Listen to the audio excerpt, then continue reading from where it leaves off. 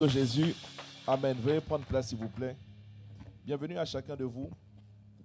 Nous sommes heureux de vous retrouver ce matin. Pose la question au voisin. Savais-tu que nous nous sommes retrouvés pendant la semaine? Est-ce que tu savais que nous nous sommes rencontrés à plusieurs reprises cette semaine? Alléluia. Allez. Vous m'entendez? Est-ce que vous m'entendez? Si vous m'entendez, c'est OK.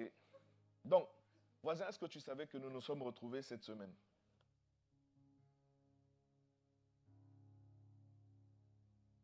Qu'est-ce qu'il t'a répondu? Vous voulez dire, le problème, c'est que toi, je ne t'ai pas vu.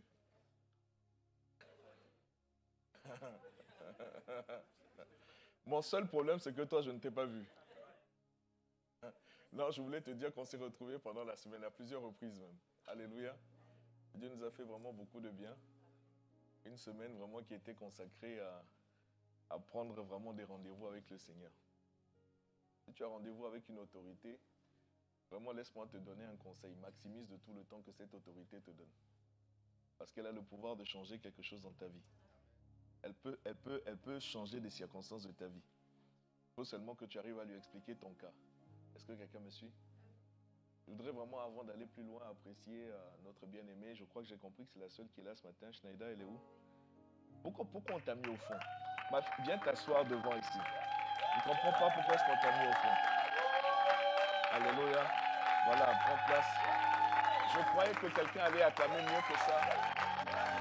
Je suis en train de comprendre que toi, tu es jaloux en fait. Alléluia.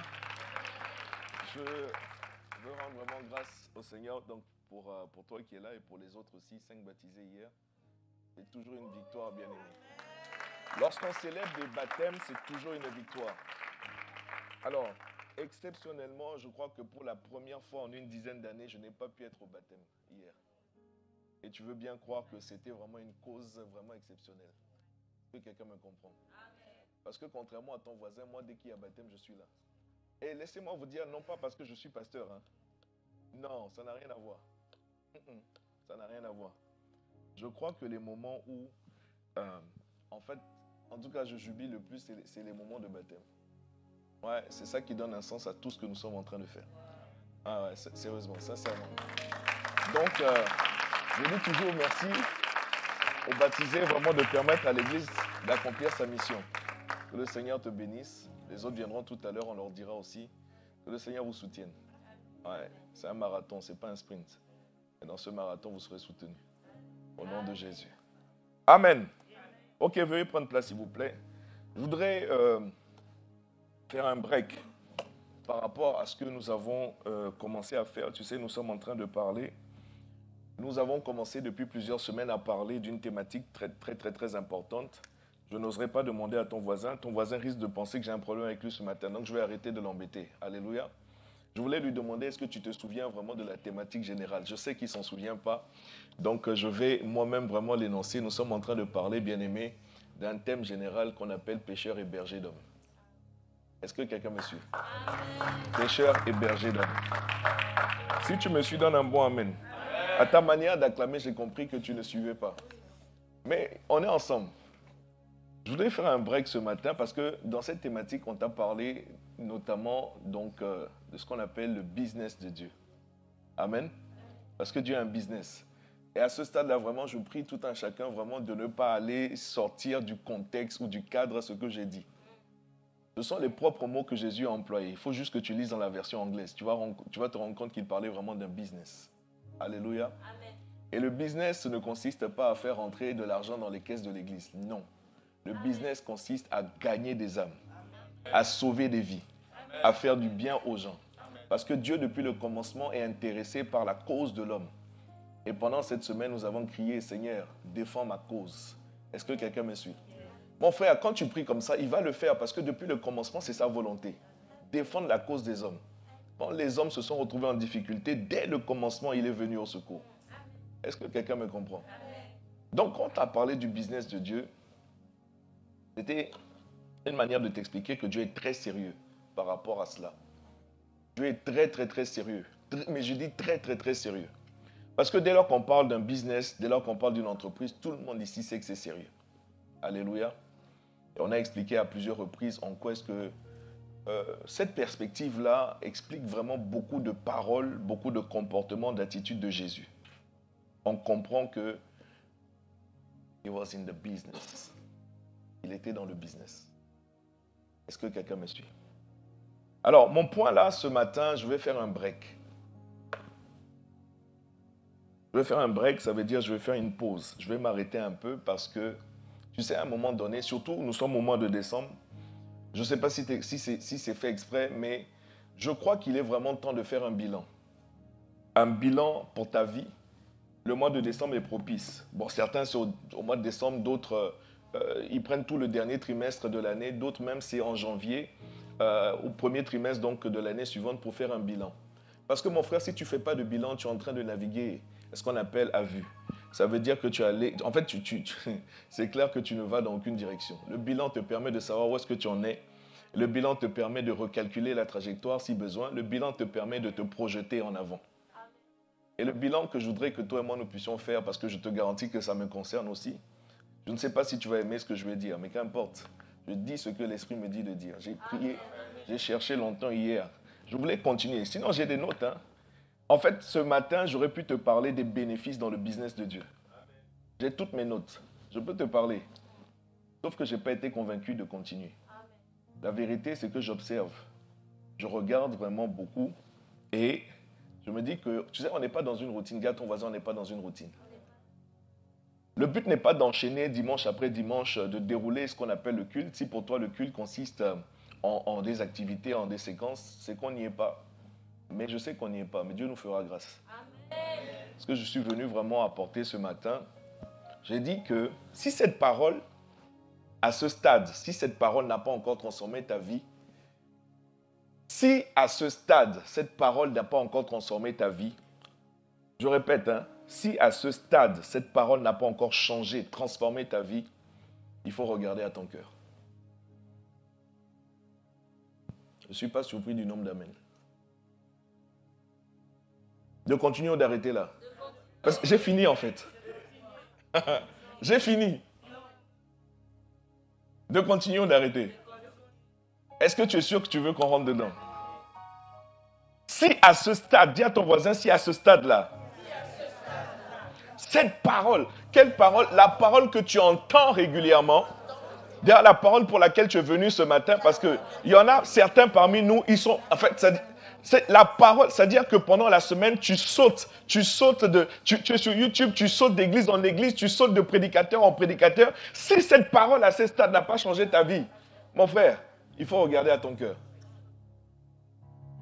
Est-ce que quelqu'un me suit? Nous sommes à l'ère où l'église est exposée à une connaissance accrue. Ça veut dire aujourd'hui, ce n'est pas la connaissance qui ne manque pas.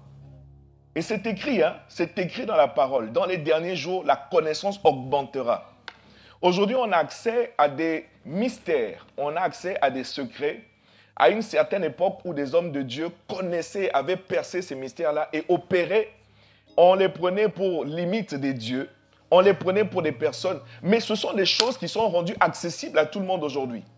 Est-ce que quelqu'un me suit? Amen. Force est de constater que l'Église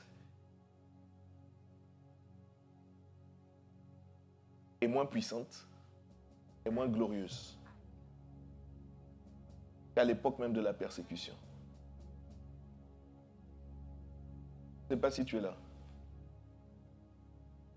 Alors, ce matin, je vais parler. J'ai rien de structuré, j'ai rien de préparé.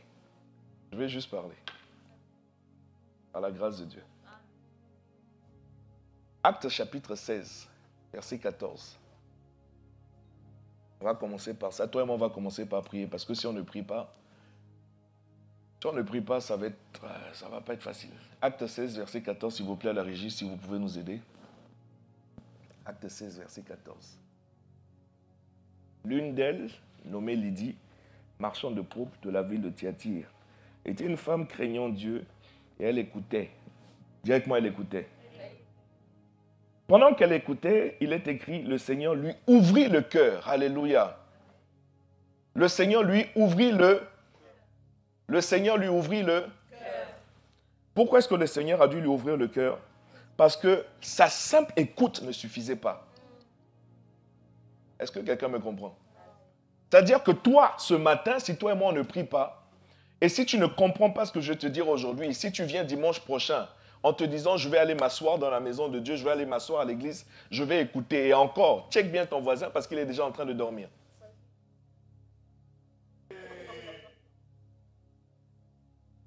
Check bien ton voisin parce qu'il est déjà en train de bâiller. Alors, moi, je me pose la question. Si c'est moi qui suis, comme on appelle, suporifique, ça veut dire non, tu sais, parce qu'on peut se parler. Hein. Si c'est moi le problème, faut me le dire. Hein? Mais je préfère que tu me dises c'est moi le problème parce que je n'accepterai jamais que tu dises que c'est la parole le problème. Est-ce que quelqu'un me comprend? Je dis, je porte sur moi que tu me dises, je l'accepte volontiers que tu me dises c'est moi le problème. Mais quant à dire que la parole est le problème, non, mon frère, c'est que non, il faut... Donc, pendant qu'elle écoutait, la Bible dit qu'il a fallu que Dieu lui ouvre le cœur.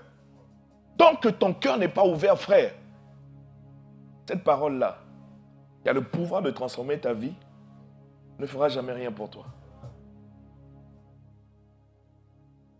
De continuer ou d'arrêter là. Alléluia. Le Seigneur lui ouvrit le cœur. Pourquoi? Pour qu'elle fût attentive à ce que Paul disait. L'erreur que nous commettons, la plupart d'entre nous, c'est de nous asseoir dans un auditoire comme celui-là, de venir à l'église, dans une conférence, dans un séminaire, en nous disant, l'essentiel c'est que je sois là. Pendant que tu es là, ton voisin est en train de penser au poulet de tout à l'heure. Pendant que nous sommes là, ton voisin est en train de penser à des problématiques de la maison. D'autres même, je le vois, sont déjà sur leur téléphone, sont sur Facebook, ils sont en train de regarder, ou sur WhatsApp, sont en train de faire la conversation. Pendant que nous sommes là. Ce n'est pas étonnant que ta vie ne soit pas transformée. J'ai dit à ce stade-là, mon frère, tout ce que tu as entendu en 2024, et pour les plus anciens parmi nous, tout ce que tu as entendu depuis que tu es sur cette plateforme. Non, parce que vraiment, non, tu ne peux pas dire que la parole manque sur cette plateforme. Tu ne peux pas dire. J'ai dit, tu ne peux pas dire que la parole manque. Écoute-moi. Je ne sais pas s'il va le redire cette année. Une des raisons pour lesquelles l'apôtre Yvan, chaque fin d'année, le 31, comme nous sommes tous invités, je ne sais pas d'ailleurs si c'est passé aux annonces ou pas, chaque 31, nous apportons une offrande spéciale qu'on appelle l'offrande des vœux, les vœux de fin d'année. Et chaque année, il apporte l'intégralité de ses revenus, du mois de décembre, qu'il donne. Je ne sais pas s'il va le redire, il a dit à plusieurs reprises déjà. C'est-à-dire un mois entier de revenus qu'il met, tu vois, en offrande sacrificielle. En faisant la prière, accorde-moi la grâce, Père, lorsque je vais parler de ta part. Tout le long de l'année, que ma parole soit conduite par toi. Est-ce que quelqu'un me suit? Est-ce que quelqu'un me comprend? Alors toi, tu penses que ça vient comme ça, l'homme vient se tenir devant toi comme ça et puis il parle. Mon frère, donc tu ne peux pas dire que sur cette plateforme, la parole manque.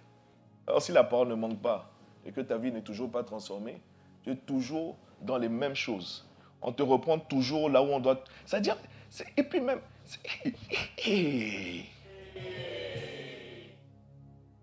Il ne cesse de demander pardon. Hein? Il ne cesse de demander pardon, pardon, pardon. Mais tu sais, à un moment donné, si tu demandes pardon indéfiniment pour la même chose, c'est que tu as pris la décision, tu as juste pris la décision d'être comme ça. Mais tu sais que le politiquement correct, en tout cas au niveau de l'église, consiste à demander pardon quand on t'a chopé. Mais tu n'as aucune intention de changer. Ou du moins, tu n'as pas payé le prix. Tu n'as pas fait l'effort pour changer. Et tu penses qu'à un moment donné, juste demander pardon, ça suffira? Non. La Bible dit, ne vous y trompez pas, on ne se moque pas de Dieu. Vous êtes là ou vous êtes rentré chez vous? De continuer ou d'arrêter là? Je ne sais pas si tu vas apprécier. Hein? Donc, Actes chapitre 16, pour ceux qui peuvent se tenir debout, s'il vous plaît, on va se tenir debout. On va faire une prière toute simple. Toute simple. Moi, je crois une chose. Sincèrement, je crois une chose. Quand j'ai lu les Écritures, je me suis rendu compte qu'en anglais, on parle de pattern. C'est-à-dire, he's a God of pattern. Ça veut dire que Dieu agit, j'ai toujours eu du mal à traduire. De schéma, c'est ça, j'ai entendu schéma quelque part, voilà. C'est-à-dire que Dieu est insondable, quelqu'un me dit Amen.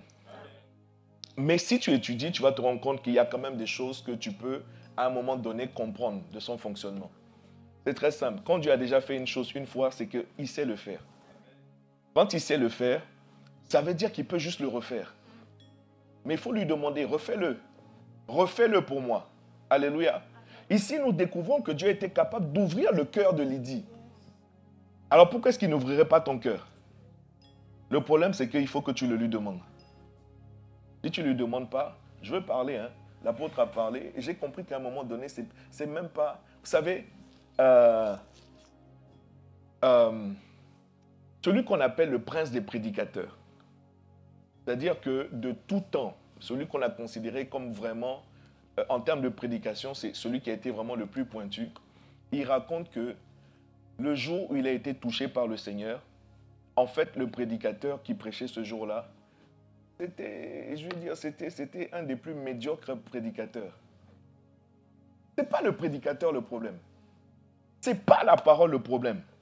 À un moment donné, il faut se poser et puis mettre les curseurs, c'est-à-dire au bon endroit. Et tu vas réaliser qu'en fait, c'est toi. Élève ta voix, prie le Seigneur. Prends juste quelques instants. Demande au Seigneur. Tu as été capable d'ouvrir le cœur de Lydie. Tu as été capable d'ouvrir le cœur de Lydie. Seigneur, s'il te plaît, je veux reconnaître que cette parole peut me changer. Je veux reconnaître que cette parole peut me transformer. C'est la parole qui a créé tout l'univers. Au commencement était la parole. La Bible dit que tout ce qui a été créé par cette parole. Rien de ce qui a été créé n'a été créé sans cette parole. Père, si cette parole qui est puissante, si cette parole, Seigneur notre Dieu, qui a tout créé, elle crée la vie. Seigneur, je demande ce matin, parce que je veux le reconnaître, le problème n'est pas la parole. Le problème n'est pas le prédicateur. Le problème, Seigneur notre Dieu. Et c'est pas s'auto-flageller de parler de problème. Mais je dois reconnaître, Seigneur, que j'ai ma part. Je te demande de l'aide. J'ai la volonté, mais je n'ai pas la capacité. Je te demande de l'aide, Père.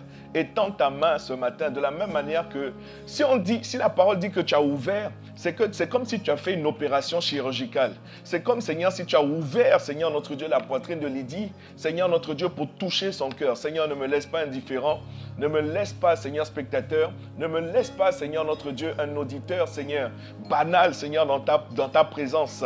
Parce que tu es là. Seigneur, c'est ma prière ce matin. Touche-moi. Illumine les yeux de mon cœur. Fais-moi comprendre. Père, dans le nom de Jésus le Christ, j'ai ainsi prié avec action de grâce. Quelqu'un dit un bon amen. Et tu peux t'asseoir, bien-aimé. Tu peux t'asseoir. Alléluia. Est-ce que quelqu'un est là? Alléluia. Amen. Viens avec moi maintenant dans le livre de... La Bible dit, au sujet de la parole de Dieu, a toujours cette parole est établie dans les cieux. Cette parole est puissante, frère. Cette parole est très puissante. Je ne vais pas avoir le temps. J'aurais pu te parler vraiment de la parole de Dieu, c'est-à-dire te donner un laïus sur la parole elle-même. Elle était au commencement, la Bible dit. Elle est puissante, elle subsiste à jamais dans les cieux. La Bible dit que Dieu a exalté, ça veut dire Dieu a élevé sa propre parole au-dessus de tout son nom. Ça veut dire que pour Dieu, sa parole est plus importante pour lui que son nom. Est-ce que quelqu'un me suit? Il dit, ma parole subsiste à toujours. Les cieux et la terre passeront, mais ma parole ne passera pas. Ce que j'ai dit, c'est ce qui va s'accomplir. Il dit, la chose arrive. Père, cette parole-là, elle est puissante. À tel point que lorsque Dieu, celui qu'on appelle la parole, venait sur la terre, il est venu sur la terre, bien-aimé, s'incarner. Jean chapitre 1, verset 1, jusqu'au verset 12. Jean chapitre 1, au commencement était la parole était avec Dieu, elle était au commencement avec Dieu. Tout ce qui a été créé par elle. Rien de ce qui a été créé n'a été créé sans elle. Elle était au commencement avec Dieu. Et cette parole va un peu plus loin. Voilà, en elle était la vie, verset 4. En elle était la vie. En elle était la vie. Ça veut dire que dans la parole, il y a la vie. Dans la parole, il y a la vie. Est-ce que quelqu'un me suit? Et la vie était la lumière des hommes. Continue s'il te plaît. La lumière, lui, dans les ténèbres, et les ténèbres ne l'ont point reçue. Là, on va commencer à comprendre quelle est la problématique que nous avons. ce n'est pas un problème de la lumière. La Bible dit que la lumière luit dans les ténèbres. Sauf que les ténèbres ne l'ont pas reçu. Ici, il y a deux manières de comprendre ce texte. La première manière de comprendre ce texte, c'est que les ténèbres n'ont pas réussi à l'envelopper. Ce à quoi tu dois dire Amen. Amen. Ça veut dire que lorsque la lumière, et on le voit, lorsque la lumière, bien-aimée, même une étincelle, dans les ténèbres, lorsqu'on allume même une allumette, on voit, les ténèbres ne sont pas capables de couvrir, d'étouffer la lumière. C'est ça que ça veut dire. Dis Amen. Amen. L'autre manière de comprendre ce texte-là, ça veut dire que les ténèbres qui étaient environnantes, il y a une lumière qui a été allumée pour éclairer, sauf que les ténèbres n'ont pas voulu être éclairées. Et il y a quelqu'un comme ça, je te garantis, peut-être à côté de toi, dans un rayon de 4 ou 5 voisins autour de toi, il y a quelqu'un, je te dis, qui n'a pas envie d'être éclairé. C'est toujours là où tu es rentré chez toi. Mais il est là, hein? Mais il n'a pas envie d'être éclairé. Les ténèbres ne l'ont point. Les ténèbres ne l'ont point. C'était à qui de recevoir? Est-ce que la parole va forcer les ténèbres à la recevoir? Jamais. Jamais. Ok, poursuis s'il te plaît. On va aller au verset 12. On va aller au verset 12. On va aller au verset 12. Mais tous ceux qui l'ont reçu, à ceux qui croient en son nom, elle a donné le pouvoir. Elle a donné le pouvoir. Elle a donné le pouvoir de devenir. Est-ce que quelqu'un me suit? De devenir. De devenir. De devenir.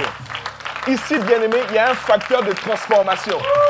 Devenir, ça veut dire changer d'état. Devenir, bien-aimé, c'est que tu étais et tu deviens. Est-ce que quelqu'un me comprend? Mais cette parole qui a la vie, si tu la reçois, dis à ton voisin, si tu la reçois, à ceux qui l'ont reçu. J'aime bien la Bible, ça veut dire, parce que ça veut dire simplement que certains ne l'ont pas reçu.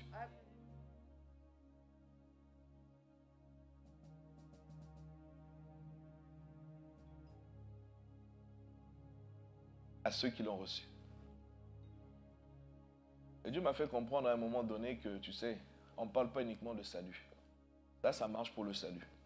Si tu reçois la parole de Dieu, tu vas être sauvé. Amen. Mais toute parole, Jésus a dit, l'homme ne vivra pas de pain seulement. On parle de la vie. Ta vie est contenue dans la parole de Dieu. Toute parole de Dieu que tu reçois, mon frère va te donner le pouvoir de devenir. Elle va te donner le pouvoir de devenir. Si tu n'es pas devenu, c'est simple, mon frère, c'est que tu ne l'as pas reçu. Tu as écouté, mais tu ne l'as pas reçu. Tu as écouté, tu n'as pas reçu. Le pouvoir de devenir. Donc tu peux monter, tu vas descendre. Hein. Comme j'ai dit tout à l'heure, tu peux me dire, pasteur, c'est toi le problème, tu ne prêches pas bien. Il n'y a pas de problème. Je suis prêt à entendre cela. Tu ne vas jamais dire que la parole a un problème. Parce que cette parole, elle a le pouvoir de te faire devenir. Elle a le pouvoir de changer ton état. Quand tu arrives, tu es down. Ok, on peut comprendre que tu es down. Mais tu as entendu des paroles qui vont te remonter.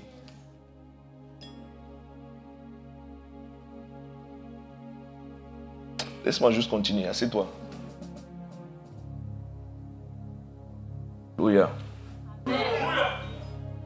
Est-ce que je peux continuer? Amen.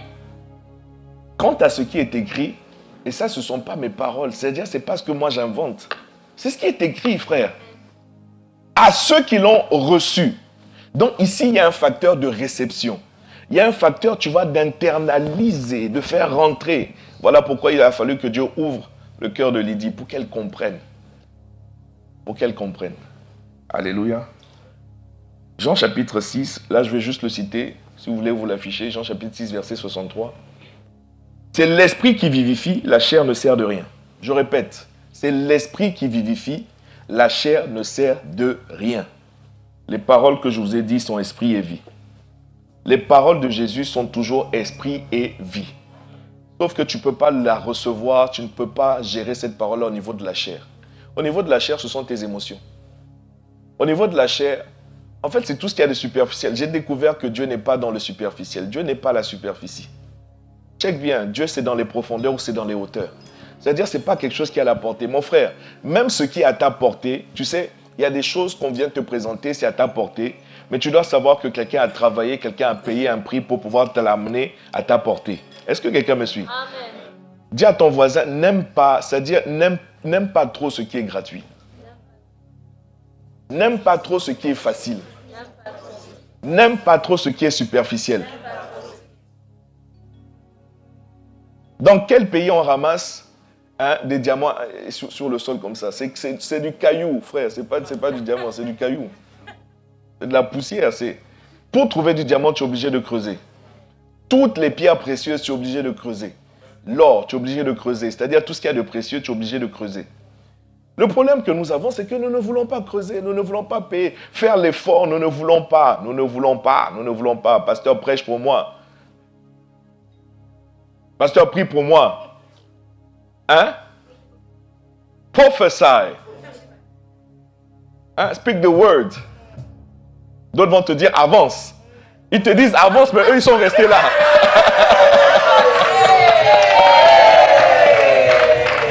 Hein? Ils te disent avance, mais eux, ils ne veulent pas avancer. Hey! Miséricorde. Mais des comédiens, c'est pas bon. Des comédiens. Aïe! Des comédiens. Waouh! Est-ce que quelqu'un me suit? Jean chapitre 6, verset 63. Les paroles que je vous ai dites sont esprit et vie. Ésaïe 55, verset 10 à 11. Je donne là juste quelques passages pour nous expliquer que cette parole-là n'a aucun problème. De la même manière, comme la pluie et la neige descendent des cieux, et ne retournent pas sans avoir arrosé, fécondé la terre, et fait germer les plantes, sans avoir donné de la semence au semeur et du pain à celui qui mange.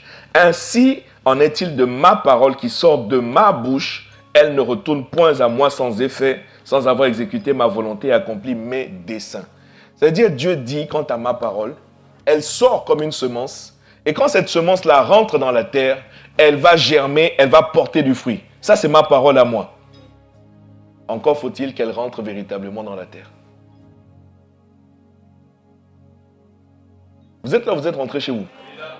Maintenant, bien-aimés, j'aimerais que nous puissions ensemble examiner quelque chose que tu connais. Je ne suis pas venu dire quelque chose de nouveau ici. Matthieu chapitre, on va lire ensemble Matthieu chapitre 13. Matthieu chapitre 13 à partir du verset 4. Matthieu chapitre 13 à partir du verset 4.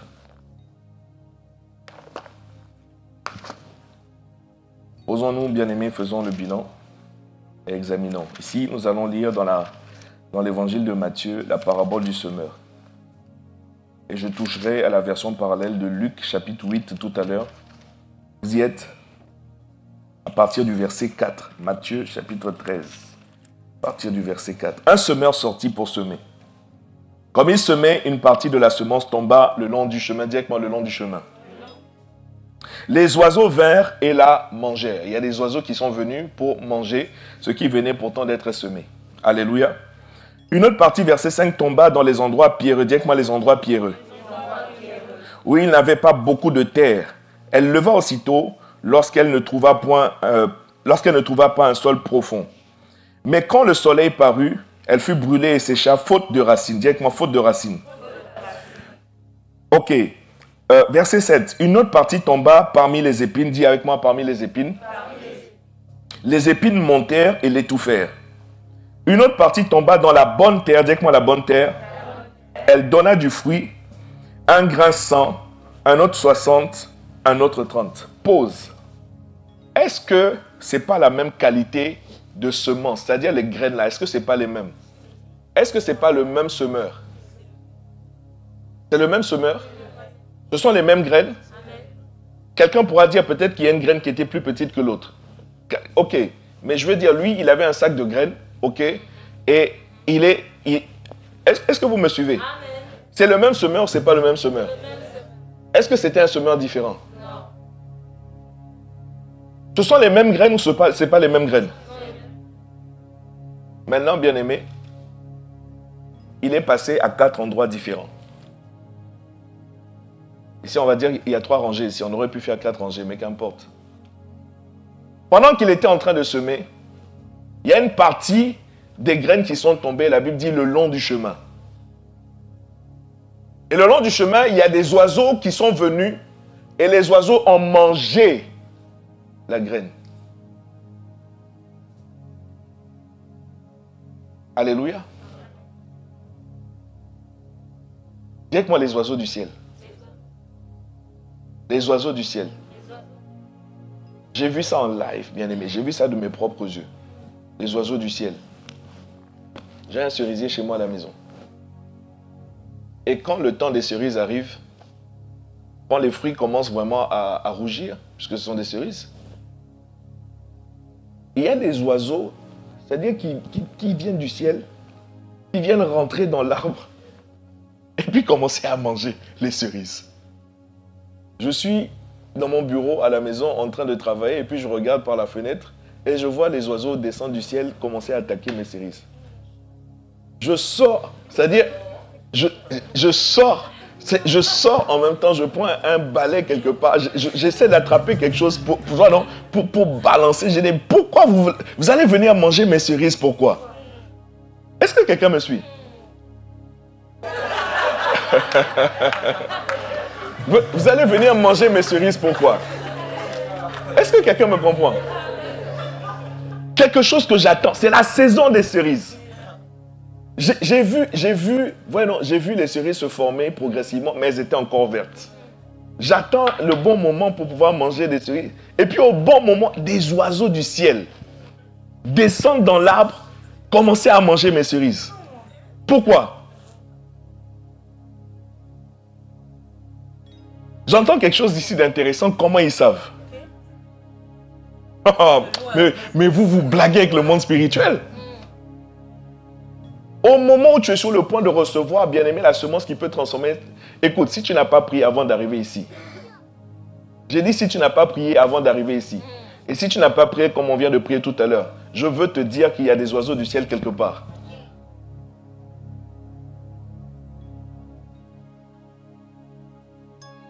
Frère, s'il vous plaît, dans le livre de Job, il nous est révélé que quand les fils de Dieu viennent dans la présence de Dieu, Satan vient aussi. 1. Toi, tu n'as pas participé à l'intercession pour ce culte. C'est-à-dire tu n'as rien fait, tu n'as pas prié. Tu attendais juste que ce soit le pasteur qui prie ou bien quelques frères de l'intercession. Toi, tu es juste venu comme ça. Et tu es surpris d'être étonné que ce qui est annoncé, ce qui est dit de la part de Dieu, tu n'as rien retenu.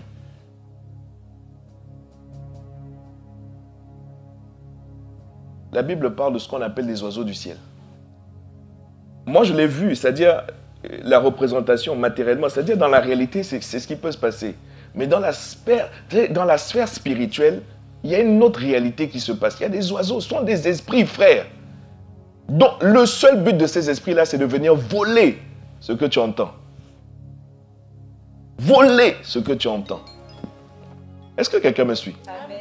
Maintenant, pendant que la semence est annoncée, il y a une autre partie, c'est-à-dire il avance, n'est-ce pas? C'est toi qui dis avance, non? Voilà. Maintenant, quand il avance, il y a une autre partie, il y a un autre endroit où il arrive pour semer, et là-bas, la Bible dit que ce sont des endroits pierreux. Là-bas, il n'y a pas de profondeur. Est-ce que quelqu'un me suit? Il n'y a pas de profondeur. Or, une graine a besoin vraiment de pénétrer, de rentrer à un certain niveau avant de commencer vraiment à se développer, à prendre des racines. Certains, leur problème, ce n'est pas le long du chemin. Certains, leur problème, c'est des endroits pierreux. Les endroits pierreux, ça veut dire quoi? La pierre, c'est la pierre. La pierre, c'est quoi? Ça veut dire que c'est dur. Certains ici ont le cœur endurci. Dur, c'est dur, hein? Ça veut dire que ça ne peut pas rentrer. Dur, c'est dur. Le cœur endurci. Oui, parce que vous avez compris que c'est une histoire de cœur. Mon frère, comment se fait-il que la même parole qui est annoncée fait du bien à l'autre et pas à toi? Pourquoi? Et tu vas croire que Dieu t'en veut, toi. Non, Dieu ne t'en veut pas. Ma Bible dit qu'il ne fait point exception de personne. Quand il parle pour tout le monde. Quand ce semeur-là est sorti pour semer, il semait pour toutes les terres. Sauf que, il y a des terres qui ne reçoivent pas. Et on a vu tout à l'heure, à ceux qui ont reçu. À ceux qui ont reçu. Permettez-moi de poursuivre. Il y a un autre endroit, pendant qu'il avançait, la Bible dit que là-bas, c'était un problème de ronces et d'épines. Problème de ronces et d'épines. Certainement ce que la Bible appelle les cœurs tortueux. Il y a trop de choses dans ton cœur. Il y a trop de choses dans ton cœur. Il y a trop de choses dans ton cœur. Mon frère, ma soeur, il y a trop de choses dans ton cœur. Trop de choses. Et puis, pendant qu'il avançait, il a trouvé un autre terrain. La Bible qualifie de fertile. La bonne terre, voilà. Dans la version du second, il parle de la bonne terre. Et la Bible dit que cette semence donna du fruit, un grain, 100, un autre 60, un autre 30. Tout à l'heure, si le temps me permet, j'ai découvert que même dans la bonne terre, là, il peut y avoir un problème.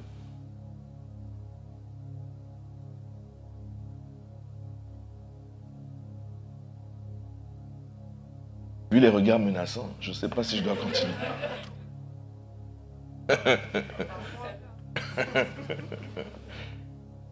Hein? Vu les regards menaçants, je crois qu'il faut que je m'arrête là. Mon Dieu. Tu as vu, non? C'est eux qui disent avance. Ah, ils ont changé à avançant. Ils ont changé ça à avançant maintenant. Ils sont avance. Ça veut dire va toi seul. Vas-y toi seul. Et puis laisse-nous ici. Miséricorde. Allez, on y va. Verset 9. Que celui qui a des oreilles pour entendre, entende. Les disciples, verset 10, les disciples s'approchèrent et lui dirent, pourquoi leur parles-tu en parabole? Jésus leur répondit, parce qu'il vous a été donné de connaître les mystères du royaume des cieux et que cela ne leur a pas été donné. Car on donnera à celui qui a et il sera dans l'abondance, mais à celui qui n'a pas, on notera même ce qu'il a. C'est pourquoi je leur parle en parabole, parce qu'en voyant, ils ne voient point, et qu'en entendant, ils n'entendent ni ne comprennent. Il y a des gens bien-aimés, ils voient mais ils ne voient pas. Ils entendent mais ils n'entendent pas, ils ne comprennent rien. C'est ce que Jésus dit. C'est ce que Jésus dit. Et pour eux, s'accomplit cette prophétie d'Ésaïe. Vous entendrez de vos oreilles et vous ne comprendrez point. Que ça ne t'arrive pas au nom de Jésus. Vous regarderez de vos yeux et vous ne verrez point. Que ça ne t'arrive pas au nom de Jésus. Car le cœur de ce peuple est devenu insensible. Ce que j'aime chez Dieu, il avait annoncé depuis longtemps, il n'y a rien de nouveau sous le soleil. Ce qui a été, c'est ce qui sera. Ce qui est, a déjà été. Il n'y a rien de nouveau. Donc, au temps où Jésus disait ces choses-là, nous sommes en 2024, bientôt nous rentrons en 2025. Ce sont ces mêmes choses qui sont constatées aujourd'hui. Ils voient, mais ils ne voient pas. C'est-à-dire, ils voient que ce que je suis, c'est la voie que je suis en train de prendre là, elle n'est pas bonne. Mais ils ne voient pas qu'il va y avoir un accident dans ta vie. Il va y avoir un problème dans ta vie. Et pourtant, tu continues sur le même chemin. On t'a parlé, on t'a dit. Mais c'est comme si tu n'entends pas. Si encore on ne t'avait pas dit, tu allais pouvoir dire non, moi on ne m'a jamais dit ça, je ne suis pas au courant. Tu ne peux pas dire ça. Non, tu ne peux pas dire ça. Alléluia. Ok, donc car le cœur de ce peuple est devenu insensible, ils ont endurci leurs oreilles et ils ont fermé leurs yeux. En fait, le problème là, qui ne voient pas, ce qui nous est révélé, c'est que c'est eux qui ont fermé leurs yeux. C'est eux qui ont bouché leurs oreilles. Comment tu... Frère, des enfants, c'est-à-dire tu parles à un enfant, tu lui dis des choses pendant que tu es en train de lui parler, tu vois bien que l'enfant, il t'entend mais il ne t'entend pas. Il s'entête, il continue à faire. Tu dis ne fais pas ça et tu vois qu'il continue de faire ça. J'ai dit 2 fois, ne fais pas ça, il continue de faire. C'est pas qu'il ne t'entend pas, hein, mais il s'entête. Ferme ses oreilles. Ferme ses yeux. Est-ce que vous êtes là, vous êtes entré chez vous? Ah, Seigneur, aide-nous. De peur qu'ils ne voient de leurs yeux et qu'ils n'entendent de leurs oreilles, qu'ils ne comprennent de leur cœur, qu'ils ne se convertissent et que je ne les guéris. C'est ça le point, bien-aimé. Ils ne se convertissent. Ils ne se convertissent. Convertir, ça veut dire changer. Quand vous convertissez, ok, change. Vous allez, par exemple, dans le domaine financier, vous allez dans un pays, vous devez changer de devise. On va dire, vous avez converti la monnaie. Ça veut dire, vous avez changé la monnaie. Et ça, c'est le point crucial. C'est-à-dire le point où Dieu veut arriver. C'est que tu sois converti, c'est que tu changes, c'est que tu sois transformé. C'est ça le point auquel Dieu veut arriver. Mon frère, tant que... Et je ne suis pas surpris, maintenant je comprends mieux pourquoi Jésus a dit même à Pierre, Pierre, lorsque tu seras converti. Donc tu es là avec moi. On rigole, on fait la mission, on fait tout un tas de choses. Mais Pierre, tu n'es pas encore converti en fait. Jésus est en train de révéler à Pierre, tu fais beaucoup de choses. Mais tu n'es pas encore converti. Et le jour où tu seras converti, aide tes frères, affermis-les. Ce que nous avons découvert dans le ministère, bien-aimé,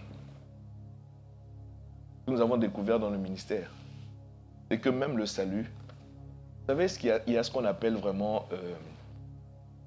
des saluts émotionnels. La prière du salut, avoir une personne lever la main, oui, la parole l'a touché. La parole a eu un effet, certes. Elle n'est pas pour autant encore convertie. Nous avons découvert dans le ministère, pour que quelqu'un soit réellement converti, il faut le faire devenir un disciple. Et d'ailleurs, je me suis rendu compte que Jésus a dit dans Matthieu 28, « Allez, faites de toutes les nations, pas des croyants, mais des disciples. » L'Église s'est évertuée pendant des années, des siècles et des siècles à faire des croyants. L'essentiel, c'était qu'il y ait des personnes qui fassent la prière du salut.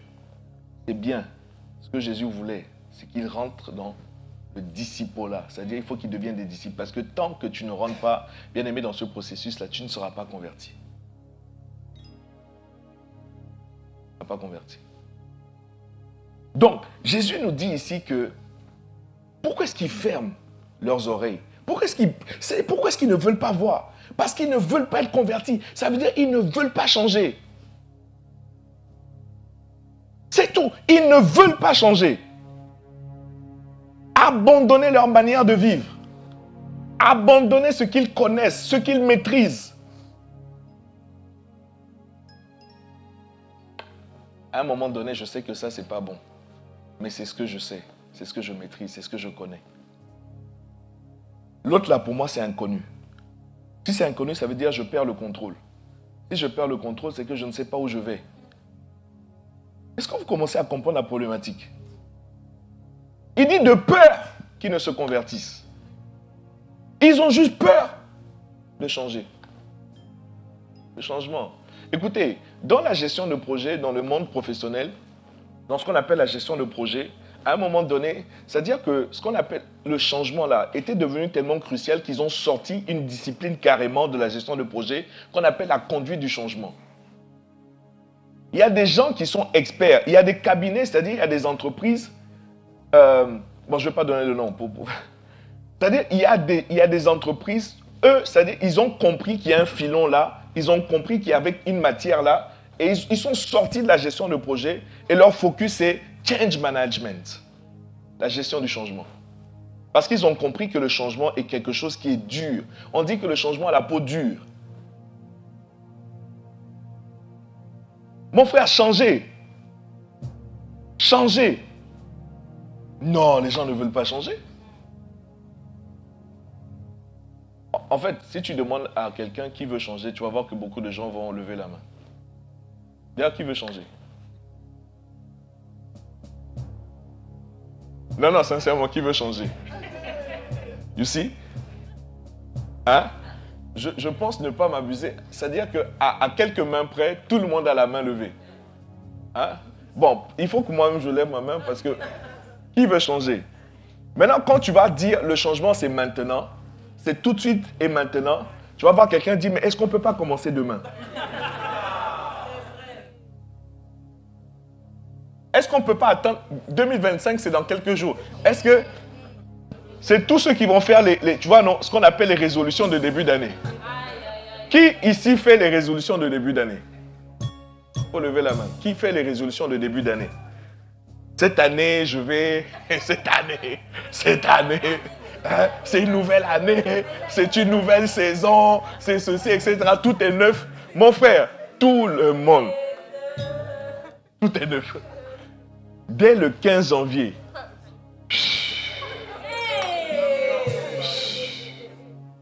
toutes les belles résolutions sont parties. Mon frère a changé. Non. Jésus a ciblé le problème. Jésus a ciblé. Il dit le problème, c'est le changement. Or, Dieu est venu, mon frère, pas pour améliorer ta vie. Il est venu pour changer ta vie. Il est venu non pas pour améliorer ta vie. Il est venu pour changer ta vie. Pour plusieurs personnes, Jésus, si tu peux juste améliorer ma vie, si tu peux rendre un peu meilleure ma vie. Mais il est venu, d'abord, il faut que tu meurs. Naïda, le sens du baptême, c'est ça. Il faut que tu meurs pour pouvoir ressusciter comme lui, il est ressuscité. Tant que tu... faut laisser. Tant que tu n'es pas mort, mon frère, cette vie-là, tu ne peux pas. Et tu vas être frustré d'année en année, dimanche après dimanche, semaine après semaine. J'ai dit pourtant, je vais à l'église. Pourtant, je vais à l'église. Pourtant, je suis croyant. Écoutez, laisse-moi vous dire une chose. Et les non-croyants qui t'entourent, beaucoup d'entre eux n'ont pas envie d'aller à l'église, de venir à l'église. Et toi-même, c'est parce que tu as déjà, pour beaucoup d'entre nous, c'est parce que tu es déjà là. Sinon, je ne m'abuse pas, en cette année 2024, tu as déjà considéré le fait, en tout cas la pensée t'est déjà venue de te dire, à quoi même, à quoi bon même? À quoi me sert-il finalement d'aller à l'église? Cette pensée t'a déjà traversé l'esprit. Au final, à quoi bon?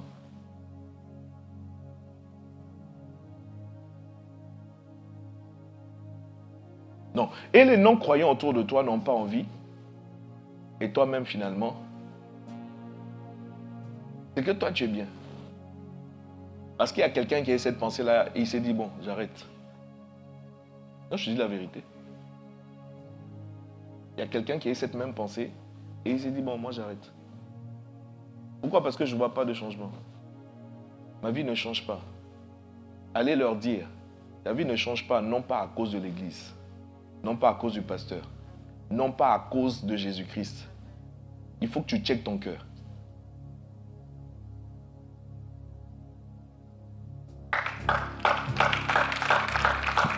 Alléluia. Verset 16. Mais heureux sont vos yeux parce qu'ils voient et vos oreilles parce qu'elles entendent. À qui est-ce que Jésus dit ça, s'il vous plaît? Jésus dit ça à ses disciples. La parabole du semeur, telle qu'il a enseigné, telle qu'il a proclamé, il a proclamé à ce qu'on appelle la foule. Parce que je n'ai pas lu les premiers versets. Si je reviens, regardez verset 2, toujours dans Matthieu 13. Ce même jour, Jésus sortit de la maison et s'assit au bord de la mer. Verset 2, une grande foule s'étant assemblée auprès de lui. Il y a une foule. C'est-à-dire, il y a plusieurs personnes autour de Jésus. Maintenant, aux disciples, Jésus dit, eux, leur cœur est endurci. Eux, ils entendent, mais ils ne comprennent pas. Ils voient, mais ils ne voient rien. Mais vous, mes disciples, vous êtes heureux. Vous.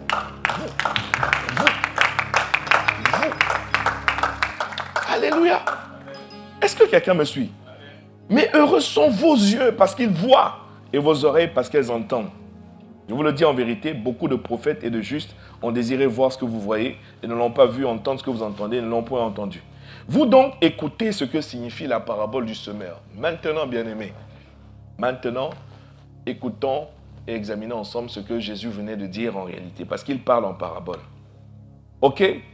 Verset 19, lorsqu'un homme écoute la parole du royaume et ne la comprend pas, le malin vient et enlève ce qui a été semé dans son cœur. Cet homme est celui qui a reçu la semence le long du chemin. Quel est le problème de ce type de personnes?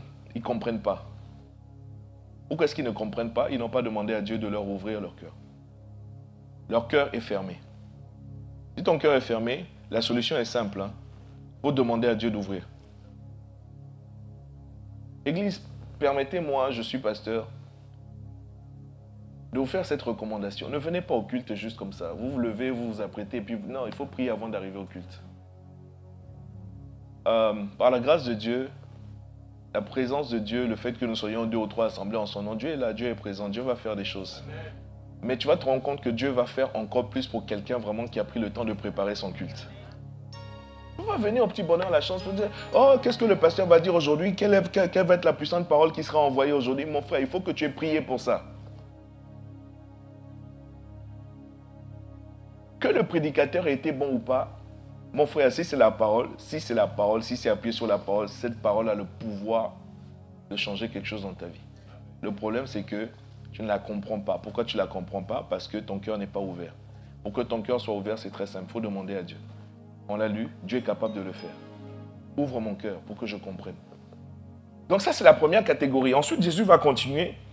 Lorsqu'un homme écoute la parole du royaume et ne la comprend pas, le malin vient et enlève ce qui a été semé dans son cœur. Qui est venu? On a parlé tout à l'heure des oiseaux du ciel, non? Mais en fait, Jésus nous révèle que c'est le malin qui vient faire ça. Ce sont les esprits. Je vous ai dit tout à l'heure, ce sont les esprits. Et qu'est-ce qui vient? Il vient pour enlever ce qui a été semé dans son cœur. Cet homme est celui qui a reçu la semence le long du chemin. Celui qui a reçu la semence dans les endroits pierreux, c'est celui qui entend la parole et la reçoit aussitôt avec joie.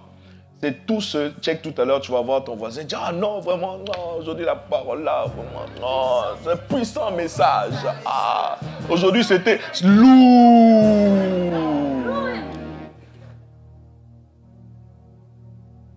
Hein? Ils ont reçu la parole avec joie. Puissant message, lourd, tout ça là. Powerful. Alléluia.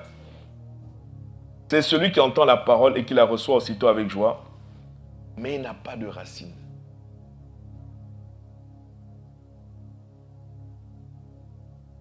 Il n'a pas de racine en lui-même. Ça veut dire que ce n'est pas quelqu'un de profond. Ça veut dire que c'est quelqu'un de superficiel. Ça veut dire que c'est quelqu'un de léger. Let's be serious. Dis à ton voisin, let's be serious. Mais c'est-à-dire, à quel moment tu vas prendre ta vie au sérieux?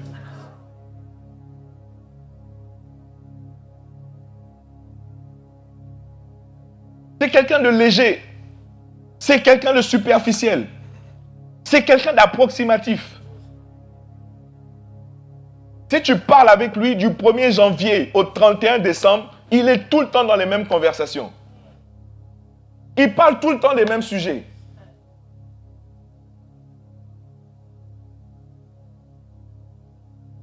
Il n'a pas de racine en lui-même. Il manque de persistance. Et dès que survient une tribulation, une persécution à cause de la parole, il trouve là une occasion de chute. C'est-à-dire la partie où il faut persévérer, la partie où il faut insister, la partie où il faut continuer. Tu ne vas pas le trouver. Surtout lorsqu'on commence à parler de ces aspects de la parole où cette parole est dure, qui peut l'entendre. Il dit non, moi ça c'est trop dur, je ne peux pas entendre ça. Laisse-moi seulement dans ma petite vie, Seigneur Jésus, tu vois, je me débrouille. Voilà quoi, je fais aller, ça va. Laisse-moi, l'affaire où je dois payer un prix, là, l'affaire où je dois faire des efforts, l'affaire où je dois changer, non, laisse seulement. Laisse. Il n'y a pas de racine, peu de profondeur. Jésus vient voir Pierre pour la première fois. Les premiers instants où Jésus parle avec Pierre, il dit, Pierre, allons en eau profonde.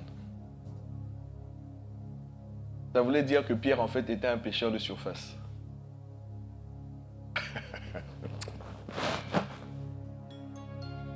Mon frère, Pierre était un pêcheur.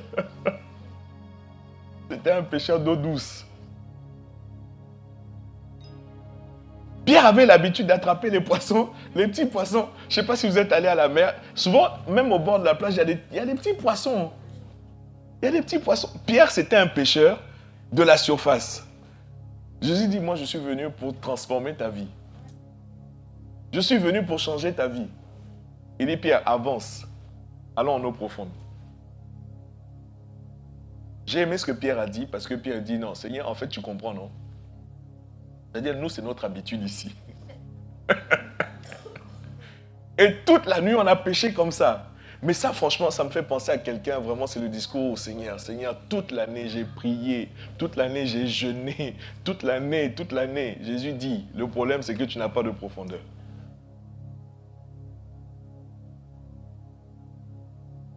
Pas de profondeur. Quand Jésus arrive, voici la suggestion que Jésus fait à Pierre. Pierre, allons en eau profonde. Allons plus loin. J'ai aimé ce que Pierre a dit, parce que Pierre a dit, c'est sur ta parole. C'est sur ta parole. Il y a une part de confiance que Pierre a fait à Jésus. Il dit, c'est sur ta parole. Sur ta parole. Alléluia. Mon frère, il y a un autre type de cœur, parce que tout est une question de cœur. Tout est une question de cœur. Alléluia. Verset 21. Donc, il n'a pas de racine en lui-même, il manque de persistance et dès que survient une tribulation ou persécution à cause de la parole, il trouve une occasion de chute. Maintenant, verset 22, celui qui a reçu la semence parmi les épines, c'est celui qui entend la parole, mais en qui les soucis du siècle et la séduction des richesses étouffent cette parole et la rendent infructueuse. Il y a trop de choses dans ton cœur. Les soucis du siècle. Les préoccupations du moment. Pourtant, Jésus a dit, ne vous préoccupez pas de ce que vous allez manger, de ce que vous allez boire. Oui, mais pasteur, tu me parles de quoi? Mais pasteur, tu ne connais pas ma réalité. Ta réalité, moi aussi j'ai ma réalité. Ce qui fait normalement le point commun entre toi et moi, le fait que nous soyons assis, ou en tout cas en présence les uns des autres, c'est que nous sommes venus pour écouter une parole. Et cette parole nous donne des priorités dans la vie. Il dit, cherchez d'abord le royaume et sa justice. Et il a promis, tout le reste vous sera donné par-dessus tout. En affaires de business, ceux qui disent qu'ils sont trop busy, je suis trop busy, j'ai trop de choses à faire. That's right. That's right. Tu as trop de choses à faire. What do you make for? Qu'est-ce que tu fais, c'est-à-dire pour vivre, pour survivre? Je suis dans mes activités, je suis dans mon travail, je suis dans mes business, etc. Mais en attendant, ta vie n'a toujours pas changé. Ta vie n'a toujours pas changé. Il y a trop de choses dans ton cœur. Il y a trop de priorités, il y a trop de préoccupations. Comprends bien que ce que tu poursuis n'est pas forcément une mauvaise chose. C'est juste que Dieu a mis une priorité. Et il s'est engagé, lorsque toi tu suis cette priorité, de te donner tout le reste. Ce pourquoi tu struggles.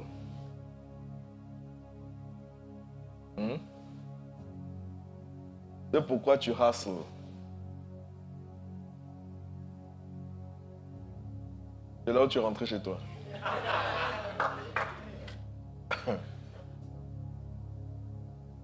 Ce pourquoi tu trimes. Avec mes étudiants de l'école biblique, j'ai commencé une nouvelle classe il y a 3 semaines maintenant. Et je leur parlais de 4 versets dans la Bible qui m'énervent. 4 versets. Je peux faire une prédication. 4 versets dans la Bible qui m'énervent. Hein? Le titre de mon message, 4 versets dans la Bible qui m'énervent.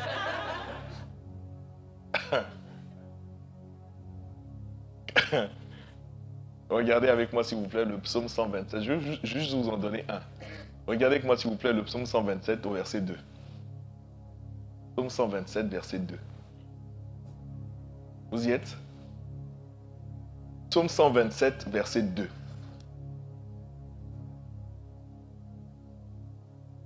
Are you there? 4 versets dans la Bible qui m'énervent. Celui-ci en fait partie. Hein? Vous lisez ou bien deux? Est-ce que c'est utile que je lise? Est-ce que c'est utile que je lise? Est-ce que c'est utile que je vous le lise? Écoutez, Dieu vous dit, en vain, ça veut dire que ça ne sert à rien.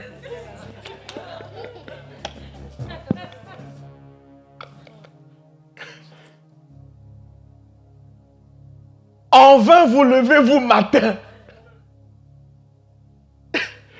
J'ai relu ce texte, j'ai dit c'est tellement grave que Dieu a enlevé l'article. Et ça, c'est pas du bon français, ça. Normalement, il aurait dit en vain vous levez-vous le matin. Il dit en vain vous levez-vous matin.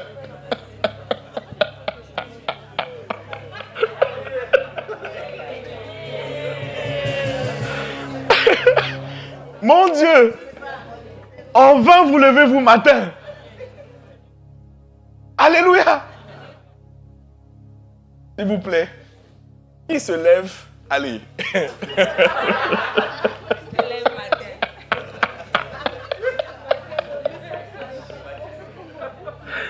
Ouf.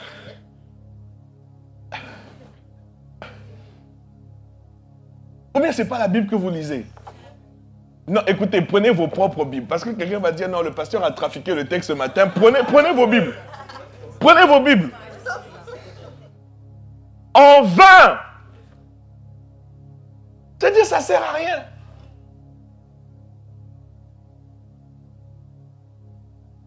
Oh non, moi je dois faire ci, moi je dois faire ça. Et le pasteur, le travail, et le ceci, et le cela. Il se lève à 4 heures du matin.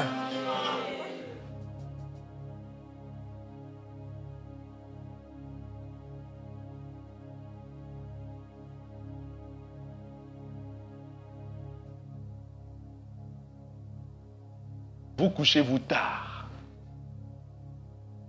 Et ça, c'était le matin. Le soir. Quelqu'un me dit, le pasteur est venu se moquer de nous aujourd'hui. S'il vous plaît, Église, je suis très sérieux. C'est juste parce que nous refusons de changer. Les choses sont là, les choses sont devant nous, c'est écrit. Alors peut-être que tu n'as pas fait l'effort de lire. Ça, encore, c'est un prix à payer. En vain, vous levez-vous matin, vous couchez-vous tard. Alors, ce qui m'énerve là, c'est ça. Et mangez-vous le pain de douleur. Tout ça pour ça. Tout ça pour ça. Tout ça pour ça.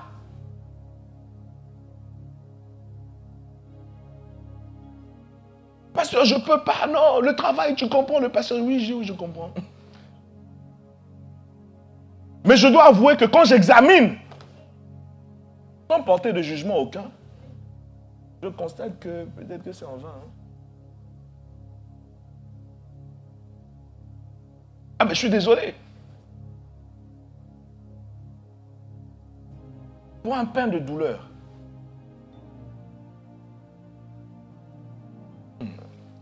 Maintenant, ce qui m'énerve,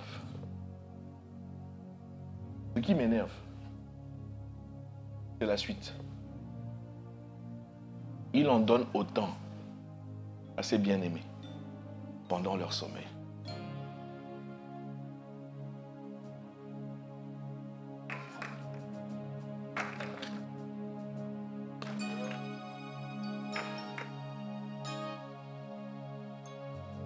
IEBI est une plateforme internationale, Impact École Biblique Internationale, et j'expliquais à mes étudiants que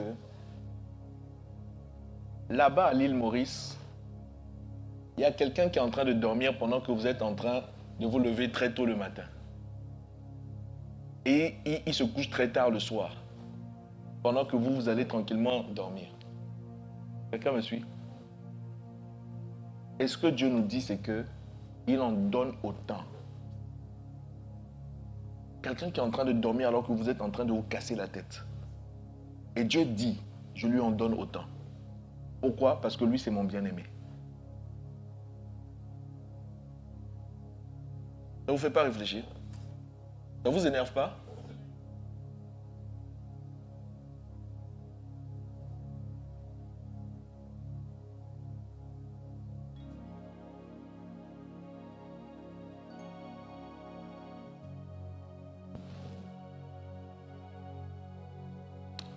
Alléluia. Autre chose dans ton cœur.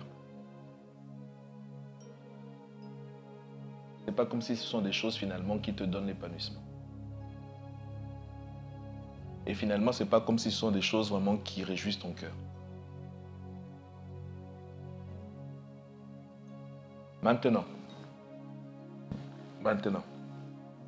Au verset 22, verset 23. Celui qui a reçu la semence dans la bonne terre, avec moi la bonne terre, c'est celui qui entend la parole et la comprend. Il porte du fruit et un grain en donne 100, un autre 60, un autre 30. Alléluia. Vous êtes là où vous êtes rentré chez vous. Demande à ton voisin où est le fruit.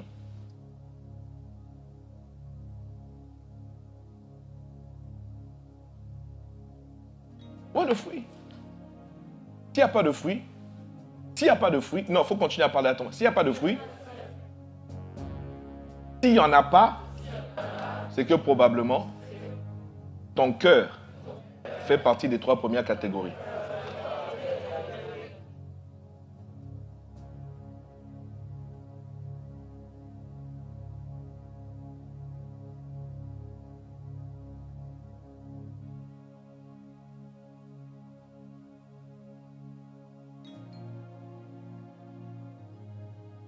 Il n'y a pas de fruit. Le fruit dont nous sommes en train de parler, c'est la transformation. C'est la conversion. La conversion ne consiste pas à juste dire j'étais, je sais pas, et puis maintenant je suis. Ne parle pas de ça. Tu dois avoir du fruit dans ta vie. C'est le fruit qui indique que ça, c'est un pommier. Donc c'est le fruit qui sortira de ta vie qui nous fera réaliser que tu es un chrétien. Si on voit autre chose sortir de ta vie et tu nous dis je suis chrétien, je vais à l'église tous les dimanches, mon frère, tu dis que tu es chrétien mais on voit autre chose.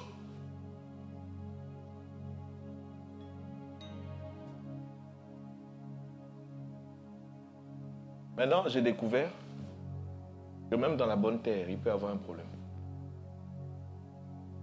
Parce que pourquoi un va emporter 100? Pourquoi l'autre va emporter 30, 60 et l'autre 30? C'est-à-dire pourquoi est-ce qu'ils ne sont pas tous à 100%?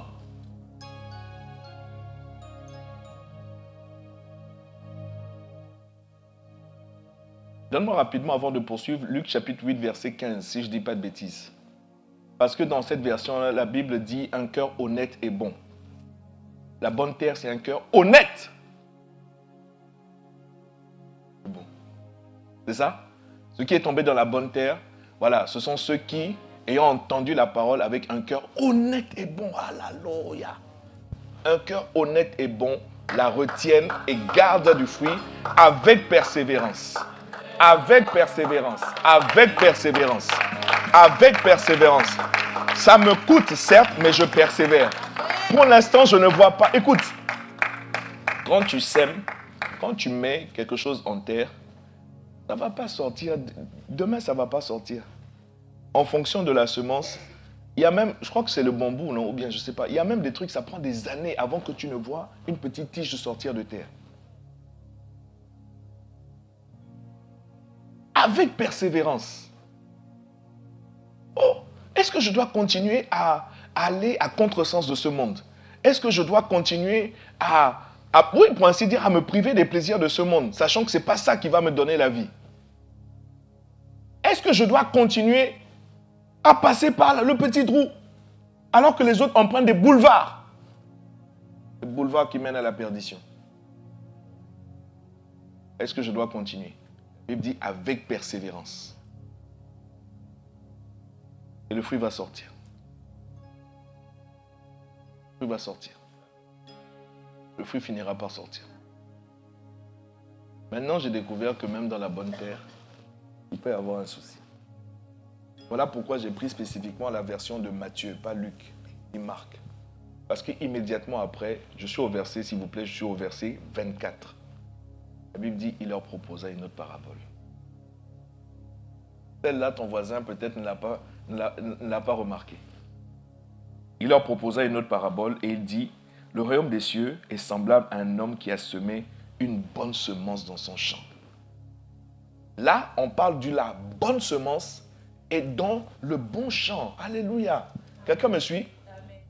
Donc, le royaume de Dieu, des cieux, est semblable à un homme qui a semé une bonne semence dans son champ. Mais pendant que les gens dormaient, mon frère, Ton cœur peut être bon, mais tu dors.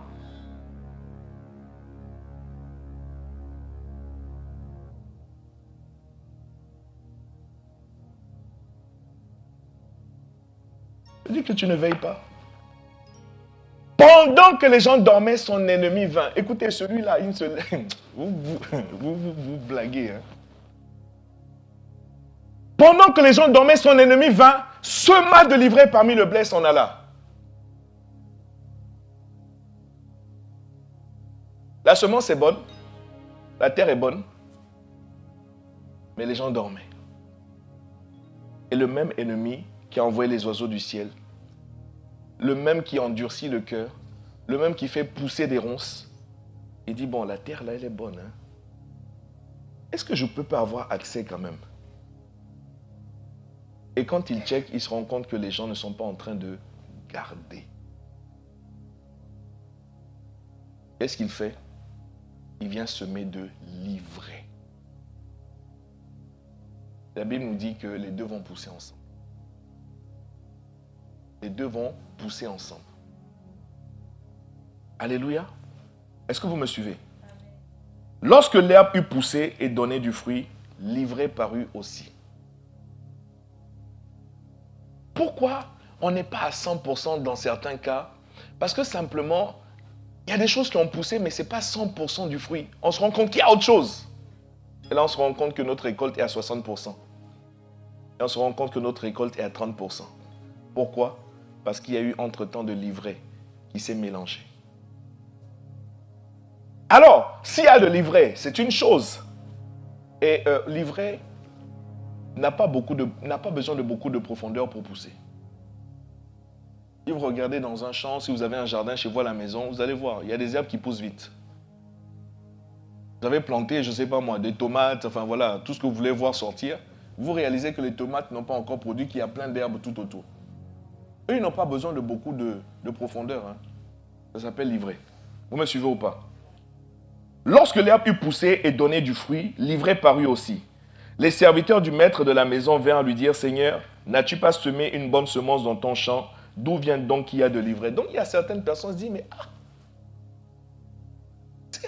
how come? C'est-à-dire, comment? Pourquoi? N'a-t-on pas investi?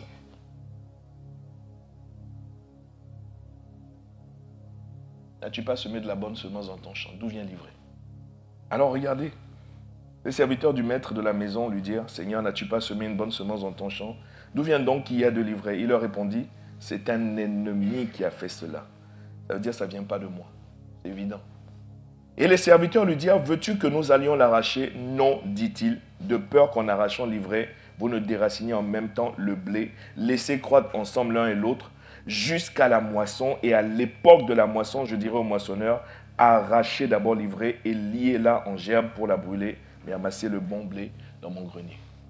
Ça veut dire que si tu es dans cette catégorie-là, il y a une moisson. Le moissonneur viendra un jour pour moissonner.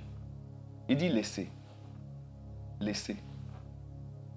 Parce que si vous voulez enlever l'ivraie, vous risquez en même temps de faucher. Vous risquez de faire mal. Vous risquez, bon, pour ainsi dire, vous risquez même de leur faire perdre la foi.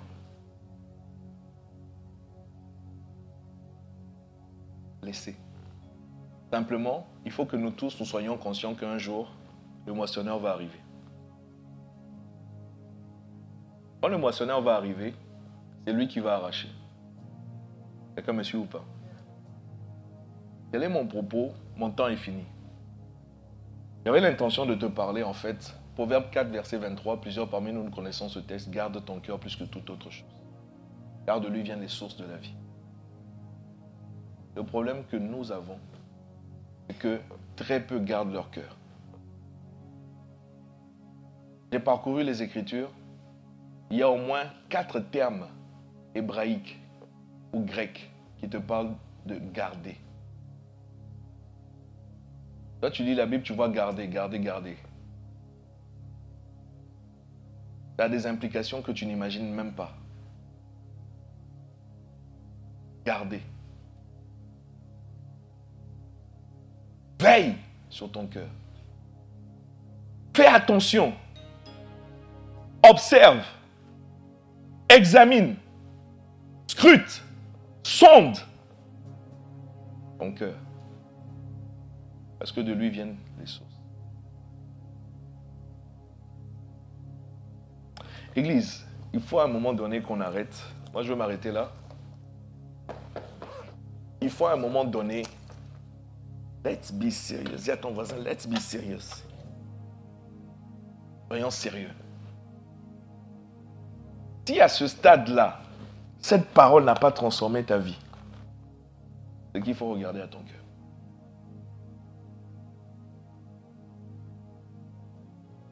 Alors, je ne suis pas en train de te dire que tu as un cœur mauvais. Parce que Dieu est capable de tout. Dieu est capable de tout. Mets-toi debout, nous allons prier.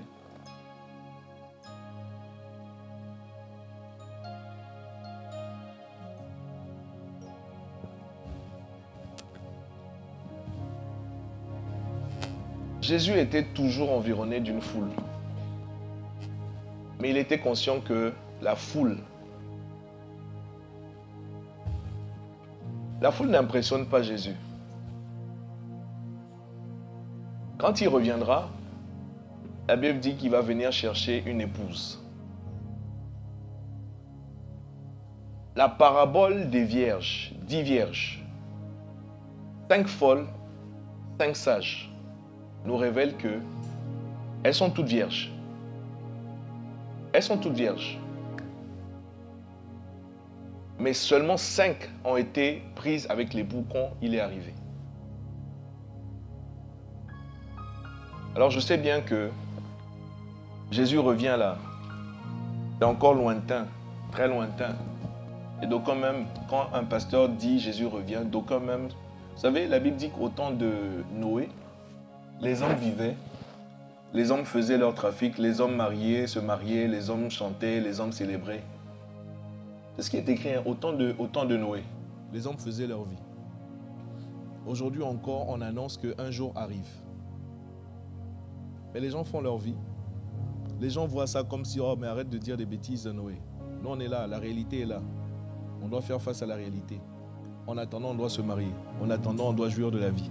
En attendant, on doit être dans nos plaisirs.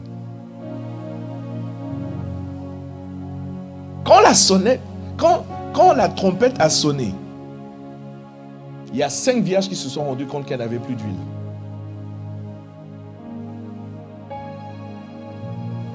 Et la panique.